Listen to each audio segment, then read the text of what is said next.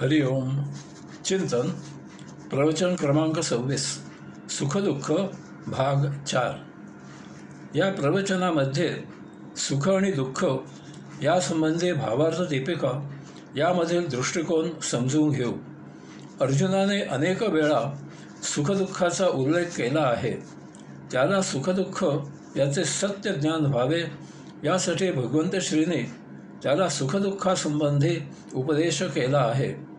दोन्ही सैन्यांच्या मध्यभागी रथ उभा राहिल्यावर दोन्हीही बाजूंचे आपले संबंधी एकमेकांना ठार मारण्यासाठी जमलेले पाहून अर्जुन श्रीकृष्णाला म्हणतो, न कांक्षे विजयम कृष्ण न च राज्यम सुखानिच येषामर्थे कांक्षितम नो राज्यम भोगाः सुखानिच.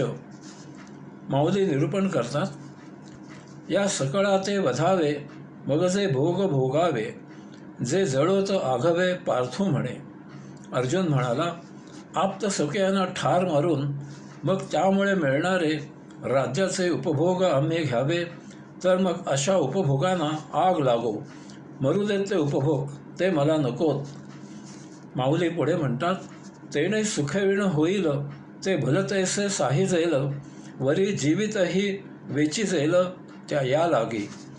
हे आप्तसखीय कसे आहेत, तर त्यांच्या सुखासाठी आम्ही महाघोर साहस करावे, प्रसंगी यांच्यासाठी प्राण द्यावेत, परंतु त्यांना समाधानात आनंदात ठेवावे.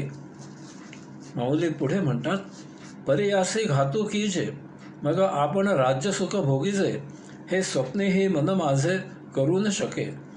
मग राज्याच्या सुखासाठी अशांना ठार मारावे असे मी स्वप्नातल्या मनातही करू शकणार नाही.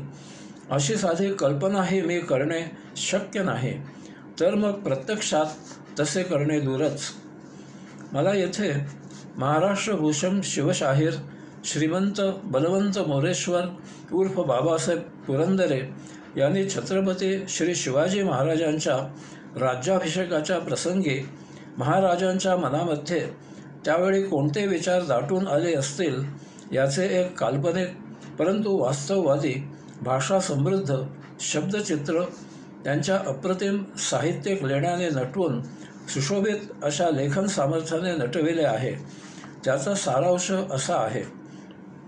अशा या प्रसंगी महाराजांना तानाजी मालुसरे, सूर्याजी काकडे, बाजीप्रभू, मुरारबाजी, बाजी पासलकर, प्रतापराव गुजर, हजारो तरुणांनी रणांगणी प्राण दिले, हजारो स्त्रियांचे सौभाग्य गेले, कित्येक आया निपुत्रिक झाल्या.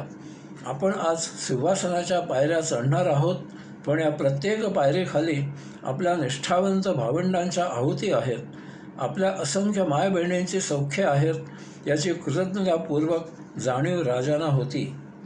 अशाच प्रकारे युद्धानंतर अर्जुनाला राज्याचा उपभोग घेताना पितामह भीष्माचार्य, गुरु द्रोणाचार्य, बंधू, पुत्र, पौत्र, हजारो सैनिकांची आहुती, त्यांच्या विधवा झालेल्या बायका, त्यांची पोरकी झालेली मुले आदींची आठवण होणार होती.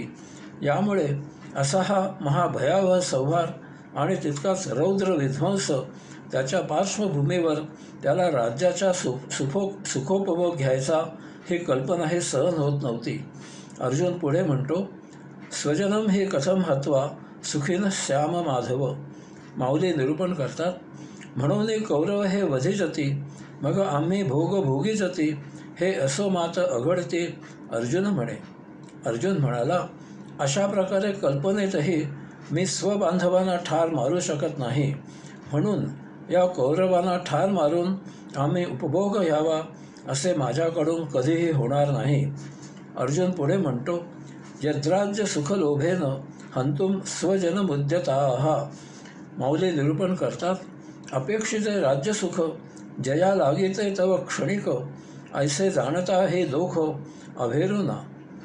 ज्या राज्याच्या सुखाची आम्ही अपेक्षा करावी ते सुख शारीरिक असून हे शरीर तर क्षणिक आहे, असे जाणून आम्ही कुलक्षयाचा दोष टाळावा हेच उचित आहे.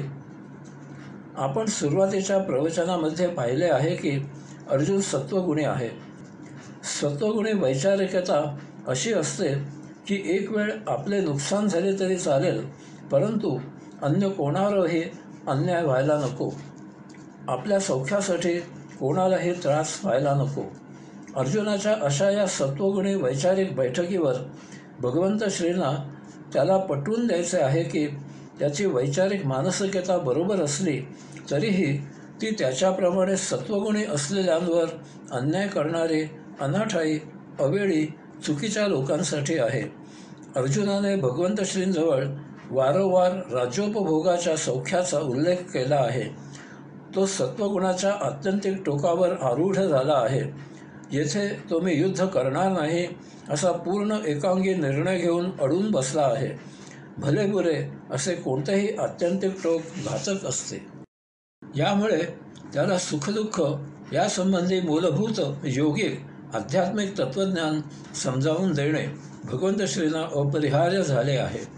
एरवी अर्जुनाचे हे सात्विक, वैचारिकतेने भरलेले, भारावलेले, भरकटलेले तारू आध्यात्मिक तत्त्वज्ञानाच्या पायावर योगाचरणाने कर्तव्य कर्माच्या मार्गावर व्यावहारिक राजधर्माच्या चौकटीत सीमित होणे शक्य नाही. आपण याआधी चिंतन प्रवचन क्रमांक 18 इंद्रियाधीनता हा विषय पाहिला आहे. भगवंत श्री उपदेश करतात, मात्रा स्पर्शास्तु कौंतेय शीतोष्ण सुखदुःखदाः. माऊली निरूपण करतात, ज्या विषयांच्या ठायी एकनिष्ठता काही नाही तेथे दुःख आणि काही सुखही दिसे. ज्या विषयांच्या ठिकाणी एकच स्थिती कधीही नसते त्या विषयांपासून कधी सुख तर कधी दुःख प्राप्त होते. माऊलींनी येथे 5 ज्ञानेंद्रियांचे उदाहरण दिले आहे. कानाने निंदा ऐकली की दुःख होते, स्तुती ऐकली की सुख मिळते. मृदू स्पर्श त्वचेला सुख देतो, कठीण स्पर्श दुःख देतो. भेसूर रूप नेत्रांना दुःख देते, सुरेख रूप सुख देते. सुगंध नाकाला सुख देतो, दुर्गंध दुःख देतो. कडू रस जिभेला दुःख देतो, गोड रस सुख देतो. या मानसिकतेला इंद्रिये पूर्ण साथ देतात. आपल्याला नित्य व्यवहारामध्ये या इंद्रियांच्या एका महाविरोधाभास पाहायला मिळतो. जर आपल्या माणसाने काही अपराध केला, त्यामुळे आपल्या शरीराला इजा झाली तर चालायचेच असे म्हणून आपण सांभाळून घेतो. शरीर ते सहन करते, परंतु तोच अपराध जर त्रयस्थ माणसाने केला तर आपण चवताळून उठतो आणि असह्य वेदनेमुळे आपण विव्हळतो, थैथयाट करतो. आपण सहन करत नाही. आपला तो बाड्या आणि दुसऱ्याचा तो कार्टा अशी आपल्यात म्हणच आहे. अशावेळी आपली मानसिकता बरोबर विरुद्ध असते आणि या मानसिकतेला इंद्रिय पूर्ण साथ देतात. याचे कारण माऊली पुढे सांगतात, देखे इंद्रिया अधीन होईजे, ते शीतोष्ण ते पाविजे आणि सुखदुःखी आकळीजे आपण पे. आपण इंद्रियांच्या अधीन जातो, त्यामुळे आपल्याला शीत आणि उष्ण असा परस्पर विरुद्ध अनुभव घ्यावा लागतो. यामुळे आपल्याला सुखदुःखाची जाणीव होते. माऊली पुढे सांगतात, या विषयावाचून काही आणि सर्वथा रम्य नाही ऐसा स्वभावाची पाही इंद्रियांचा. या म्हणजे भौतिक भोगप्रवृत्त विषयांशिवाय इंद्रियांना अन्य काही विषयच नाही असे दिसते. इंद्रिय विषयांकडे आकर्षित होतात आणि ती त्यांच्या नादी लागतात आणि यामुळे आपल्याला सुखदुःखाचा अनुभव येतो. त्यांच्या आहारी आपण गेलो की त्याप्रमाणे आपण वर्तन करतो. सुख किंवा दुःख अशा ह्या दोन्हीपासून प्रमाद घडतो. यापासून भोग निर्माण होतात, भोगाने भोग वाढत जातात. माऊली पुढे सांगतात, देख अनित्य तियापरी म्हणून तू अव्हेरी, हा सर्वथा सांगू न धरी धनुर्धरा.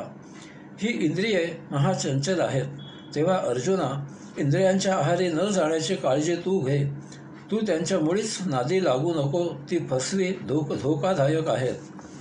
भगवंत श्री पुढे उपदेश करतात, समदुःख सुखम धीरम सुमृतत्वाय कल्पते.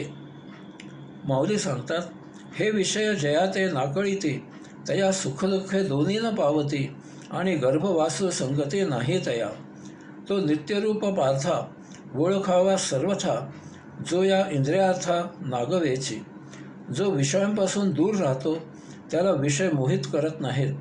अशाच्या वाटेला सुखदुःख जात नाही. या योगे त्याची उपभोगांपासून सहज सुटका होते, संचित साचत नाही आणि यामुळे त्याची पुनर्जन्मापासून मुक्तता होते. अशा प्रकारे जो या इंद्रियांपासून मोकळा झाला त्याला पूर्ण ब्रह्मस्वरूप असे ओळखावे. आपल्याला जे काही सुखदुःख होते त्याचे खापर इतर कोणावर फोडण्यापेक्षा यात आपली चूक काय झाली याचा शोध घ्यावा. कारण सुखदुःखासाठी आपली इंद्रिये आणि आपले मन एकत्र काम करतात. यामुळे आपल्याला भावना होतात आणि आपण प्रभावित होऊन झपाटल्यासारखे अयोगिक वर्तन करतो. काही वेळा आपली काहीही चूक नसताना आपल्याला दुःख होते. उदाहरणार्थ, आपण पदपथावरून चालत असताना आपल्यावर रस्त्यावरील गाडी धडकते. ते आपले गत प्रारब्ध संचित असते हे ज्ञानाने जाणून जे काही सुखदुःख आपल्या वाटेला आलेले आहे ते ज्याप्रमाणे आपण आपल्या माणसाची चूक सहन करतो त्याप्रमाणे आपण सहन करावे. पुढे भगवंत श्रींनी अर्जुनाला सुखदुःखासंबंधी आणखी बराच उपदेश श्रीमद भगवद्गीतेमध्ये केला आहे. त्याचे निरूपण माऊलींनी भावार्थ दीपिकेमध्ये केले आहे. ते आपण पुढील प्रवचनांमधून पाहू. हरिओम.